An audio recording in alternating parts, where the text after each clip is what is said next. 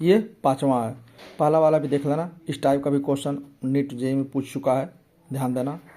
दूसरा बहुत इंपॉर्टेंट है, तीसरा भी इम्पॉर्टेंट है, चौथा वाला भी इम्पॉर्टेंट। चौथा तो बहुत ही इंपॉर्टेंट है, तो कई बार पूछा गया, 2-3 ठो मार्क्स दे देगा, फ्रेगमेंट दे देगा, लोवेस्ट का पूछेगा या हाईएस्ट जिसका पूछेगा। P3 = P1² + P2² होता है रूट में, या P = MB होता है, उससे भी लगा सकते हो। चौथा बहुत इंपॉर्टेंट, ध्यान देना। चौथा वाला जेईई मेंस और नीट दोनों लोग ध्यान देना। पाँचवां वाला खासतौर से जेईई वाला लगा लेंगे, छठवां वाला भी जेईई वाला लगा लेंगे, नीट वाला उसके लिए इतना टफ नहीं आएगा।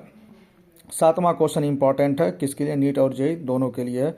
tan phi = tan θ/e formula होता है, ठीक है, ये ध्यान देना। सातवां वाला इंपॉर्टेंट है। सातवां वाले के बाद तुम्हारा आठवां वाला भी इंपॉर्टेंट है, दोनों के लिए, जेईई के लिए और नीट दोनों के लिए इंपॉर्टेंट। आठवां के बाद नौवां वाला भी बहुत इंपॉर्टेंट, नौवां वाला क्योंकि पूछ चुका है, नौवां वाला जेईई मेंस में पूछ चुका है, तो नीट में रिपीट करेगा। नौवां इंपॉर्टेंट है।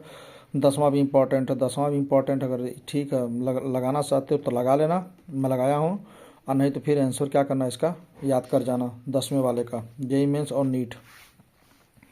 फिर आइए 11 वाला बहुत इंपॉर्टेंट है, नीट के लिए भी जेईई मेंस के लिए भी। 12 वाला भी इंपॉर्टेंट दोनों के लिए है। 13 वाला इंपॉर्टेंट, दोनों लोग देख लीजिएगा, पूछ सकता है, मेंस में तो आएगा ही आएगा, नीट वाले में रिपीट कर सकता है। 13 वाले के बाद 14 वाला भी क्वेश्चन बहुत टफ नहीं। B = 2GH से भी लग जाएगा। I = ΔP, MB से पूछ रहा, मोमेंटम डायग्राम समझ जाना, बस केवल दे दिया है। बाकी फॉर्मूले वाला क्वेश्चन है 14 वाला। 14 के बाद 15 वाला क्वेश्चन। 15 वाला क्वेश्चन जेईई वाला देखें, खासतौर से नीट वालों के लिए उतना इंपॉर्टेंट नहीं है।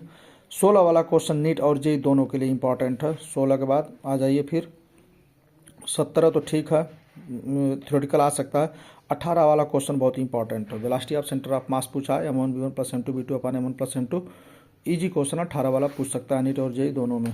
उसके बाद आइए 19 वाला क्वेश्चन तो जेईई में तो पूछेगा ही पूछेगा, नीट वालों भी ध्यान देना, इसको एक बार देख लेना। 19 के बाद 20 वाला भी क्वेश्चन नीट और जेईई दोनों वाले ध्यान से दे देना, क्योंकि आया हुआ क्वेश्चन है। 21 वाला क्वेश्चन बहुत इंपॉर्टेंट है, नीट के व्यू से, जेईई में तो आया, जेईई में क्योंकि आ चुका है तो नीट में अभी इसको रिपीट करेगा। 21 वाला क्वेश्चन। 21 के बाद आ गया 22 वाला क्वेश्चन। ठीक, अगर 22 वाला क्वेश्चन लग जाए तो ठीक है, नहीं तो हूबहू एग्जैक्ट डाटा, बस केवल ऑप्शन इधर उधर कर देगा, रिपीट करेगा। 23 वाला क्वेश्चन भी सेम, phi = BA cos θ से आता है, ये भी इंपॉर्टेंट है 23 वाला। फिर 24 वाला क्वेश्चन भी E = -LdI/dt इंपॉर्टेंट है, बहुत इंपॉर्टेंट है, इसको लगा के ही जाना। उसके बाद फिर 25 वाला क्वेश्चन भी बहुत इंपॉर्टेंट है, E = NB/N/ω होता है, उस पर लगा दो। इंड्यूस्ड में EMF पूछ रहा है, E = NB/N/ω होता है, E = इससे भी लग जाएगा। फिर आ जाइए 26 क्वेश्चन भी बहुत इंपॉर्टेंट, E = φ/dt से भी लग जाएगा। 26 के बाद 27 वाला देख लेना, इसमें क्यों एन की मतलब है, फार्मूले से मतलब है, L = μ0n²a/L, बाकी तो बस भरवा के दे दिया है। 27 28 वाला इंपॉर्टेंट दोनों के लिए, जेईई में तो आएगा ही आएगा, नीट वालों के लिए पूछ सकता है। उसके बाद 29 वाला क्वेश्चन याद कर जाना नीट वालों, क्योंकि तुम्हारे में एक बार ये आ चुका है और जेईई में रिपीट कर देगा।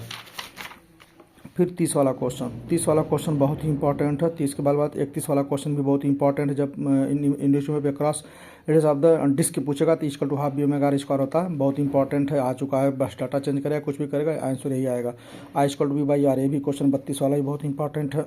33 वाला क्वेश्चन नीट और जेईई, आप लोग एक बार इसको देख लीजिएगा। 33 के बाद फिर 34 वाला क्वेश्चन भी क्या है, बहुत इंपॉर्टेंट है, वेरी वेरी इंपॉर्टेंट है, क्योंकि इस टाइप का क्वेश्चन एक जरूर आता है किसी न किसी सेट में। 34 वाला। 34 के बाद फिर 35 वाला भी इंपॉर्टेंट है, इसको B² L²b/r सीधे फार्मूले पे लग जाएगा। फिर 36 भी इंपॉर्टेंट है, M = N/B1 या M = L² ये भी क्वेश्चन है, बस केवल फार्मूले पे ही है। 36 इंपॉर्टेंट है नीट और जेईई दोनों के लिए। 37 इंपॉर्टेंट है नीट और जेईई मेंस दोनों के लिए। 37 के बाद 38 भी इंपॉर्टेंट है, ईजी क्वेश्चन है, जेईई मेंस में तो पूछ भी सकता, नहीं पूछ सकता, लेकिन नीट में आएगा। 38 के बाद फिर क्वेश्चन आ गया 39 वाला भी बहुत इंपॉर्टेंट है, I = v/r, E = ½ L² से लग जाएगा, इंपॉर्टेंट है। 40 वाला भी क्वेश्चन इंपॉर्टेंट है, E1 = E2, E = E1 - LdI/dt, E2 = L2dI/dt, L1 I1 = L2, बहुत इंपॉर्टेंट है ये क्वेश्चन। 40 वाला भी इंपॉर्टेंट है। 41 वाला भी इंपॉर्टेंट है, ध्यान दीजिएगा। 41 के बाद फिर ये 42 वाला इंपॉर्टेंट, E = dφ/dt × एरिया से आता है, क्वेश्चन बहुत इंपॉर्टेंट है, लगा लेना। 43 वाला भी क्वेश्चन जेईई मेंस के लिए भी इंपॉर्टेंट है और नीट के लिए भी इंपॉर्टेंट है। 43 के बाद फिर 44 वाला तो मतलब कॉपी और पेस्ट होगा, इसमें कोई चीज़ चेंज नहीं करेगा। फार्मूला होता है P equal to E by R, या E इक्वल टू बी होता है B square pi square R की पावर 4 ओमेगा स्क्वायर साइन होगा square omega T by 4R। एकदम कॉपी और पेस्ट होगा। 46 equal to BBL sine theta, कई बार पूछा गया, ये भी क्वेश्चन है, तो इसको भी तुम लोग लगा करके ही जाना, बहुत इंपॉर्टेंट है ये। 45 क्वेश्चन जो भी ये मैं पेपर की सीरीज बता रहा हूँ, इसको तुम लोग नीट में एक बार इन सब क्वेश्चन को लगा करके ही बैठना। लगा के बैठोगे तो ज़्यादा क्वेश्चन नीट में नहीं चाहिए होते, बस 25 से 30% क्वेश्चन सही हो जाएगा तो सिलेक्शन अपने आप हो जाएगा। जेईई मेंस के लिए भी मैं बोल रहा हूँ और नीट दोनों के लिए बोल रहा हूँ। तो ये क्या है, बहुत ही इम्पोर्टेंट है दोनों।